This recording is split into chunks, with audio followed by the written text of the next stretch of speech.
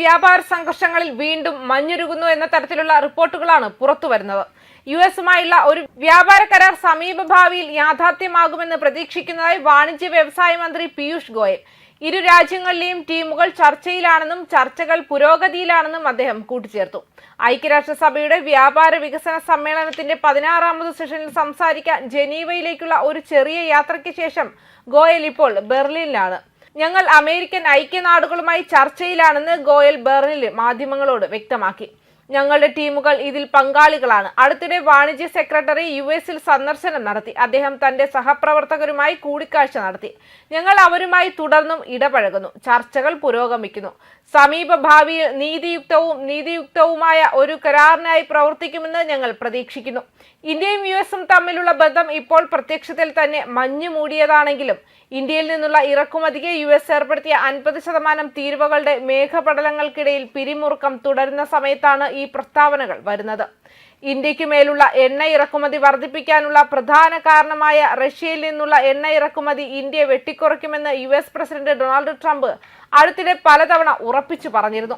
എന്നിരുന്നാലും ഇന്ത്യ ഇത് ഔദ്യോഗികമായി സ്ഥിരീകരിച്ചിട്ടില്ല. വാസ്തവത്തിൽ തങ്ങളുടെ ദേശീയ ഊർജ്ജ സുരക്ഷയ്ക്ക് ഏറ്റവും അനുയോജ്യമെന്ന് തോന്നുന്ന രീതിയിൽ ഉറപ്പാക്കുമെന്ന് പറഞ്ഞിട്ടുണ്ട്.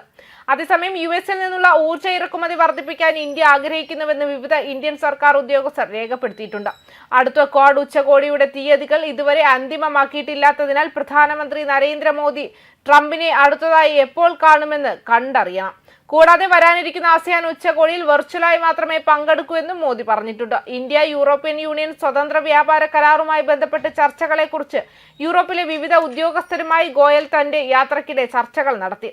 അടുത്ത ആഴ്ച ആരംഭിക്കുന്ന ബ്രസൽസ് സന്ദർശനത്തിന് മുന്നോടിയായി ഇന്ത്യ FTAയുമായി ബന്ധപ്പെട്ട് നിലനിൽക്കുന്ന പ്രശ്നങ്ങളുടെ പോസിറ്റീവ് പരിഹാരത്തിൽ ശ്രദ്ധ കേന്ദ്രീകരിച്ചുള്ള ഒരു ഉൽപാദനപരമായ ഇടപെടൽ ഉണ്ടായിരുന്നെന്നും ഗോയൽ എക്സിൽ പറഞ്ഞു.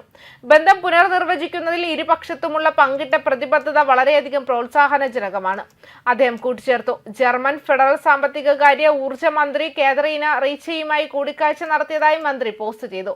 വ്യാപാരം, നിക്ഷേപം, ഹരിത ഊർജ്ജം, പുതിയതും ഉയർന്നു വരുന്നതുമായ സാങ്കേതിക വിദ്യകൾ, പ്രതിരോധം എന്നിവയിൽ ഇന്ത്യ ജർമ്മൻ ബന്ധം ആഴത്തിലാക്കുക, സംയുക്ത വ്യാവസായിക സാങ്കേതിക പങ്കാളിത്തം എന്നിവയെക്കുറിച്ചാണ് ഞങ്ങളുടെ ചർച്ചകൾ കേന്ദ്രീകരിച്ചതെന്നും അദ്ദേഹം പറഞ്ഞു. ഇന്ത്യ യൂറോപ്യൻ യൂണിയൻ സ്വതന്ത്ര വ്യാപാര കരാറിന് അന്തിമ രൂപം നൽകുന്നതിനായി ജർമ്മനിയുടെ പ്രതിബദ്ധതയും ചർച്ചകളിൽ ഉൾപ്പെട്ടിരുന്നു. ബെർലിനിൽ ചിലവഴിച്ച സമയത്ത് മന്ത്രി ഫെഡറൽ ചാൻസലറിലെ സാമ്പത്തിക നയ ഉപദേഷ്ടാവായ ലെവിൻ ഹോളിനെയും ജർമ്മനിയുടെ G7 G20 ഷെർപ്പയെയും കണ്ടു. ഇന്ത്യൻ എംബസിയിൽ ജർമ്മൻ മിറ്റൽസ്റ്റാൻ കമ്പനികളുടെ സിഇഒമാരുമായും നേതാക്കളുമായി നടത്തിയ ഒരു വട്ടമേശ സമ്മേളനത്തിൽ അദ്ദേഹം അധ്യക്ഷത വഹിച്ചു. ഇന്ത്യയിൽ ബിസിനസ് നടത്താനും നിലവിലുള്ള നിക്ഷേപങ്ങൾ വികസിപ്പിക്കാനുമുള്ള അവരുടെ താൽപര്യം അവർ അറിയിച്ചുവെന്നും വാണിജ്യ വ്യവസായ മന്ത്രാലയം ഒരു പ്രസ്താവനയിൽ പറഞ്ഞു. ലക്സംബർഗ് ഉപപ്രധാനമന്ത്രിയും വിദേശകാര്യ വ്യാപാര മന്ത്രിയുമായ സേവിയർ ബെറ്റലുമായി ഗോയൽ കൂടിക്കാഴ്ച നടത്തുമെന്ന് ഇൻഫിനിയോൺ ടെക്നോളജീസ്, ഷാഫ്ലർ ഗ്രൂപ്പ്, റെഗ്, Herrenknecht, AG Enertrag, SC, Mercedes Benz group എന്നിവയുൾപ്പെടെ പ്രമുഖ ജർമ്മൻ കമ്പനികളുടെ സിഇഒമാരുമായും നേരിട്ട് ചർച്ച നടത്തുമെന്ന് മന്ത്രാലയം കൂട്ടിച്ചേർക്കുകയും ചെയ്തിട്ടുണ്ട്. ന്യൂസ് ഡെസ്ക് കർമ്മ ന്യൂസ്.